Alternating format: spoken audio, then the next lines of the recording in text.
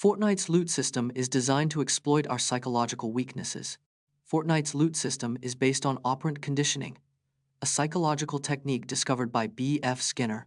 Skinner's research showed that variable rewards are more addictive than fixed ones. A key aspect of Fortnite's loot, Epic Games uses a system of random rewards to create a psychological response, releasing dopamine in players' brains.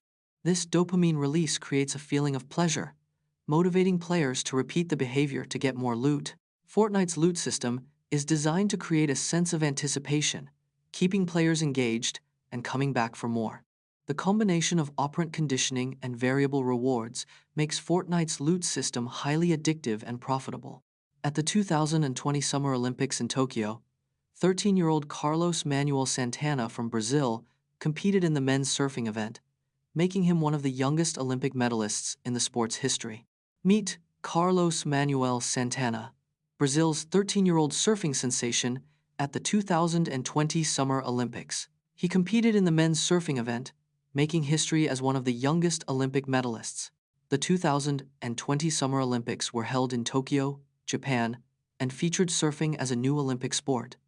Carlos Manuel Santana qualified for the Olympics with his impressive skills and dedication to the sport. At just 13 years old, he became one of the youngest athletes to ever medal in Olympic surfing history. Santana's achievement inspired a new generation of young surfers around the world with his remarkable take a tour of the most expensive soccer stadiums ever built, including SoFi Stadium in Los Angeles, which cost a massive $5.5 billion to construct. The most expensive soccer stadium ever built is SoFi Stadium in Los Angeles, California. SoFi Stadium cost a staggering $5.5 billion to construct, making it a record breaker. The stadium's translucent roof is made of 2.5 acres of ETFE material, a first in the industry. SoFi Stadium has a seating capacity of 70,000, expandable to 100,000 for major events. The stadium's construction required over 6,000 workers and took nearly 4 years to complete. SoFi Stadium is not only a sports venue, but also a 24/7 entertainment destination with a nightclub and restaurants. Dive into the intriguing life of Forrest Ackerman, a science fiction fan and artist who was one of the first to popularize the genre, and explore his contributions to the development of science fiction fandom. Forrest Ackerman was a science fiction fan and artist known as the world's foremost authority on science fiction.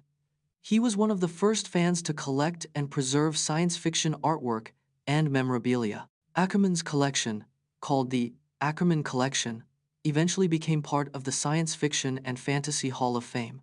He was a key figure in organizing science fiction conventions, including the first ever fan convention in 1939. Ackerman's artwork and influence helped popularize science fiction, inspiring creators like Ray Bradbury and Steven Spielberg. Can restricting your eating window to 8 hours really help you lose fat? The 16-to-8 diet, also known as time-restricted eating, involves fasting for 16 hours and eating within an 8-hour window daily. This eating pattern is based on the idea that restricting your eating window can help regulate hunger hormones and boost weight loss. Research suggests that the 16-to-8 diet may improve insulin sensitivity, reducing the risk of developing type 2 diabetes and metabolic syndrome. Dr. Jason Fung, a renowned expert, recommends the 16-to-8 diet as a way to break the cycle of insulin resistance and promote weight loss. One of the main benefits of the 16-to-8 diet is that it can be easier to stick to than traditional diets, as it doesn't require calorie counting or restrictive eating. Delve into the abandoned city of Pripyat, near the Chernobyl nuclear power plant, where a devastating nuclear disaster in 1986 left behind a haunting and radioactive wasteland. Pripyat was founded in 1970 as a model Soviet city to house Chernobyl nuclear power plant workers and their families. The city had a population of nearly 50,000 people before the devastating nuclear disaster on the 26th of April, 1986. The evacuation of Pripyat was completed in just 36 hours, with residents leaving behind most of their belongings and memories. Today, Pripyat remains abandoned, with its crumbling infrastructure and overgrown streets a haunting reminder of the disaster. The city's amusement park, with its rusting Ferris wheel, is a poignant symbol of the lives interrupted by the catastrophe. Ever wondered why we have nightmares? Nightmares occur during the REM sleep stage when brain activity is similar to being awake. Stress is a major trigger for nightmares, as it activates the brain's threat response system. The brain's threat response system, also known as the amygdala, is responsible for processing fear and anxiety. During nightmares, the brain's visual cortex is active, which is why we often remember vivid images. Research suggests that nightmares may serve an evolutionary purpose, allowing us to rehearse and prepare for real-life threats. Dr. Matthew Walker's research has shown that nightmares can be reduced by practicing relaxation techniques before sleep. Uncovering historical figures like neurologist Dr. Face blindness, also known as prosopagnosia, affects 2 to 3% of the general population worldwide. Neurologist Dr. Oliver Sacks suffered from prosopagnosia, writing about his experiences in his book, Musicophilia. Dr. Sacks' face blindness made it difficult for him to recognize patients, sometimes causing awkward interactions. Another famous case is that of artist Chuck Close, whose prosopagnosia inspired new techniques in his portrait art. Prosopagnosia can be congenital or acquired through brain damage, affecting anyone regardless of intelligence or memory. Despite challenges, individuals with prosopagnosia often develop coping mechanisms, like relying on voice or context clues. In 1989, scientists Martin Fleischmann and Stanley Pons claimed to have achieved cold fusion, but their results were later disputed.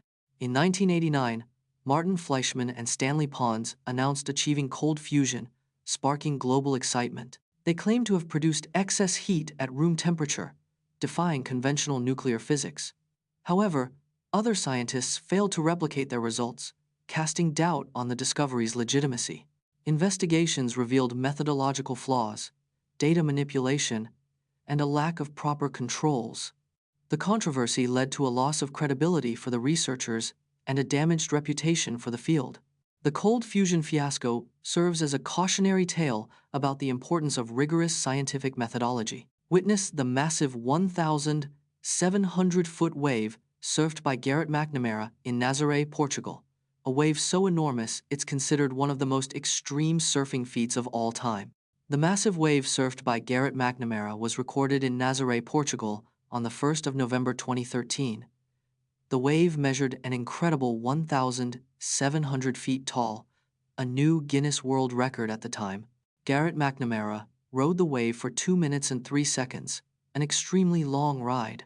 The wave was so big that it was almost as tall as the Statue of Liberty in New York City. McNamara's surfboard was 7 feet long and 22 inches wide, custom-made for tackling such massive waves. This record-breaking feat has yet to be beaten, cementing McNamara's place in surfing history.